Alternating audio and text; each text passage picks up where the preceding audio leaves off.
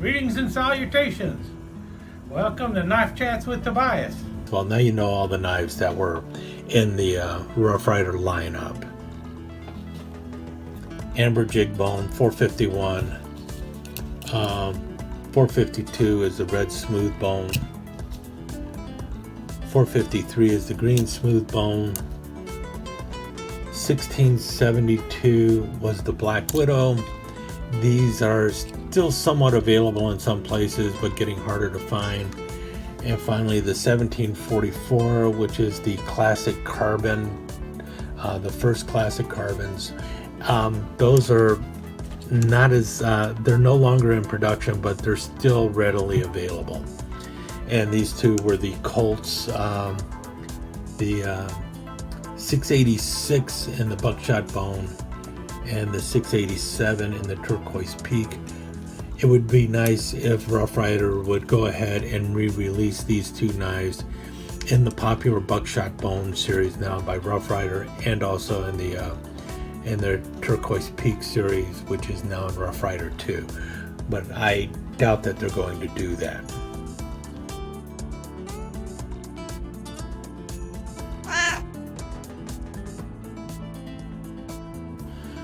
Okay, moving on, let me move over to the French Tickler, which is the RR204. This one is often also thrown in with the medium toothpicks. This is really designed more after the French L'Aiguille, but it does not have the little B up here. And that's why it has a much wider blade. And the blade shape of this is much more distinct than what you have on the toothpicks. And this is a more popular one for a lot of people, mainly because it has the backlock going on for it. And this one is more readily available. But if you notice, the shape of the clip blade is definitely different. This one is more of, well, most people will say that this is a Turkish clip or a California clip. This is really more in line with a medium clip, because if you notice, it ends up ending somewhere around the middle of the blade. Looks like it's further back simply because of where you have the tang here, but that's really more of a long clip. If you notice here, this is more of the Turkish style clip, in that it is much closer to the tang, going back almost 3/4. So you have a much longer clip. Some people will also refer to this as a skinning blade. I think the skinning blade would have the clip coming all the way back to the actual tang here, and then you could call it a skinning type blade. And speaking of which, let's move over to the Great Eastern, which everyone seems to think that this blade is more than thick enough, and this is what I'm talking about. If you notice, the clip really starts here, but it's kind of non-discernible, and it's a very long clip going the whole length. And a lot of people will say that this is a much more functional blade, and it very well may be. And they will say that this blade is so much wider than this blade, and that's really not the case. May appear to be, but what you're looking at is a blade here that is 13 millimeters wide versus a blade here that is 12 millimeters wide. The difference is one blade is longer and has a more pronounced clip. So that's why the blades really are not that much wider than each other. 1 millimeter, basically, at its widest point on both knives. 13 millimeters versus 12 millimeters. So it's kind of an illusion when you're looking at the width of this blade, and because of that, I'm going to show it to some other knives with blades that are considered, just fine, but for some reason, when you see it on the toothpick, you think, "Wow, that toothpick blade is so slender." It's really not as slender as you think. Now, both the large toothpick and the medium toothpicks started life as basically a folding bird and trout knife. So let's start with the bird and trout knife. Here's a queen little bird and trout knife, And if you look at the blades on the two, you can see right away that when you're looking at the little fixed blade bird and trout knife, the blade on the medium toothpick is actually more substantial than on the little bird and trout knife. And this knife is used for cleaning birds and fish. And so you can see by the shape of this blade, it would also work very well for cleaning bird and fish. That's what it is. It's a small game hunting knife, small game folding knife. Here's another one. This is a Camco bird and trout knife. This one actually has a scaler on the top. And if you notice, the blade, while smaller, isn't really that much more slender. So you can see where the shape of the blade comes from and why it is as it is. Now let's look at a couple other knives and compare their main blade to this blade and see what you think about the thickness of it.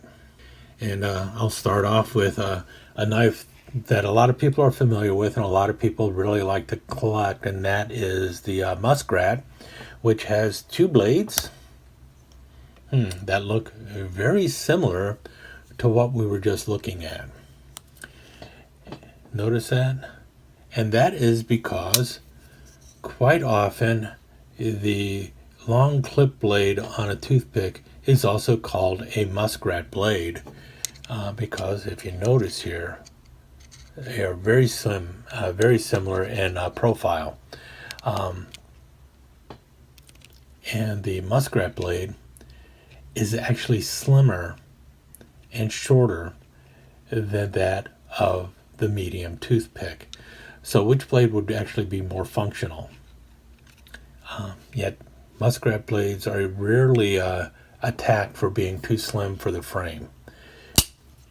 And basically what you have is a single bladed Muskrat knife in the medium toothpick. And one of the biggest complaints that people have about the Muskrat isn't how slender the blade is, but the fact that the two blades are the same. And so you'll sometimes see a secondary blade on a Muskrat that is different than the main blade. For instance, let's take a look at a couple knives in the Muskrat family that have different blades. So here is the Rough Ryder's version of the Hawbaker Special, which is an improved Muskrat. And you have the main blade, which, like we said, very similar to your clip blade on the toothpick. And then you also have a sheep foot blade on there. But if you notice, because of the frame, it's a very long sheep foot blade, but it is really no wider than that of the toothpick down here. Obviously the toothpick has a nice sharp point on it, but that's because of the difference in blade. And also here we have a this is a Case bird hunter knife, and again, main blade, very similar. It's got your long clip, and this is a Muskrat style blade for Case, and then you got the bird hook over here. But because of the frame, the serpentine frame on the Muskrat, they can only be so big. And let's move on to a couple other knives that are very popular and have blades that are not much wider than this or even thinner than this. So another knife that's extremely popular is right here, the Copperhead. And it's got two blades. Obviously the main clip blade, which, you know, is definitely more substantial than what you find on here. Even though it is shorter, you can see it is definitely thicker, wider than what you have on the toothpick. Not so much the thickness of the blade, but the belly of the blade is much wider. But have you ever noticed the other blade on here, the secondary blade, which no one seems to ever complain about? is basically no wider than what you have on the toothpick. It's got a different profile. It's shorter, and the point is different. But really, width-wise, it's about the same. So I'm not sure why the toothpick gets the bad rap, other than the length of the blade and how sharp the clip is on there. Let's take a look at a couple other knives, though. How about a mini trapper?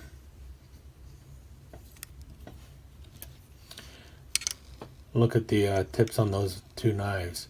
Yeah, this one has a little more belly on it, but the width of the blade is not that much more. And it's much shorter, obviously, because it's a shorter frame. But you don't have people complaining about the width of the blade on this. And here's another one. This is a, man, you find a lot of Stockman knives with this long, slim blade. And that blade is not as wide as you have on the toothpick. So really what people are not liking about the toothpick mostly is just how slender the tip is. And I guess they're assuming that, well, you know, if you're sticking it in something and twisting it, it's going to break the tip. Well, yeah, but you're not supposed to be doing that with any knife anyway. So yes, it is a longer tip, and it's a more slender tip, but that is so you can get into an animal and actually open it up easier. And also the other good part of it is that this makes it a really nice slicer. So when you're talking about opening boxes and stuff like that, this thing can get right in there and cut it open. And as long as you're cutting straight and not twisting or bending, you don't have to worry about bending the blade. So if you're having problems using a toothpick, chances are it's because you use your knife improperly and you're trying to do things with the knife that you shouldn't be doing. And that's the case with most times when you break the tip on a knife. It's because you did something you weren't supposed to be doing, even though you don't want to admit to that. In any case, hope you enjoyed that, and I think I'm hoping I made a case on that the blade on the medium toothpick is not really as slim as it looks. It just appears that way because it is a nice slim knife. And that's the plus side of it, is that this is a great pocket dropper. Like I said, not only the 4-inch, but the 5-inch knife is a great pocket dropper because of its slim build. You can just drop it in your pocket and you don't even feel it. This is the one I carry all the time. My saw-cut bone Rough Ryder, and you can tell that it's carried quite often. Well, it's carried every day, and it's not thrown in the pocket alone, and it's holding up well. And talk about slim blade, not on the Rough Ryder large toothpicks. This blade is more than thick enough. So, any case, with that said, let me go, or I'll let you go, and talk to you again soon.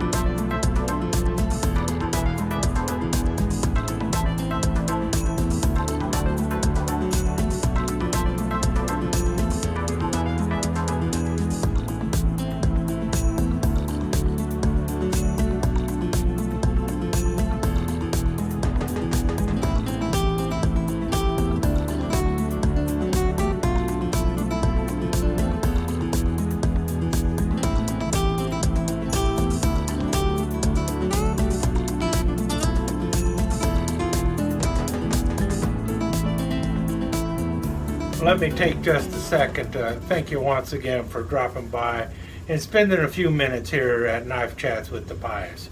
I really do appreciate it, and I do appreciate any comments that you leave. So please remember to give me that thumbs up, and also don't forget to subscribe and ring that notification bell so you'll know when the next episode is up and running. Thanks again for dropping by. Really do appreciate your time here.